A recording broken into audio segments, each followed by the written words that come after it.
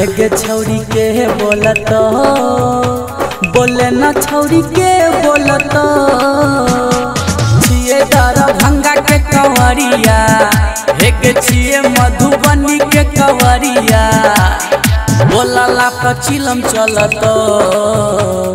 हेगे छौरी के बोलत गे कोई बोलतो खाली चिलम चलतो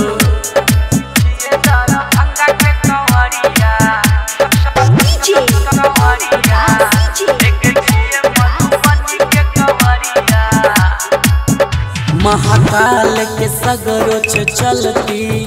हेगे कोई नहीं कुछ बोलत गछौरी कोई नहीं कुछ बोलत छिए सहरसा के कंवरिया हेगे छिए सुपौल के कंवरिया बोलला पर चिलम चलत हेगे छौरी के बोलत गे कोई बोलतो खाली चिलम चलतो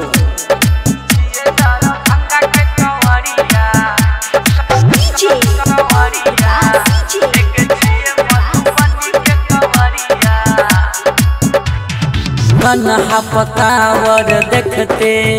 हेगे कोई नहीं कुछ बोलत गे छौरी कोई नहीं कुछ बोलत छिए सीतामढ़ी के कंवरिया हेगे छिए वैशाली के कंवरिया बोलला पर चिलम चलत हेगे छौरी के बोलत गे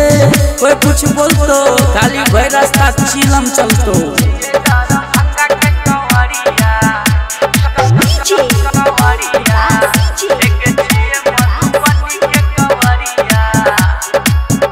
हेगे सावन के कल सोमवारी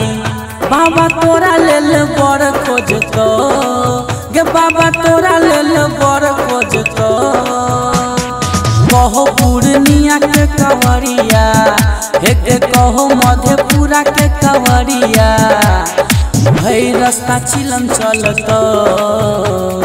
हेगे छौरी के बोलत गे कोई बोलतो महाकाल के भक्त छिए।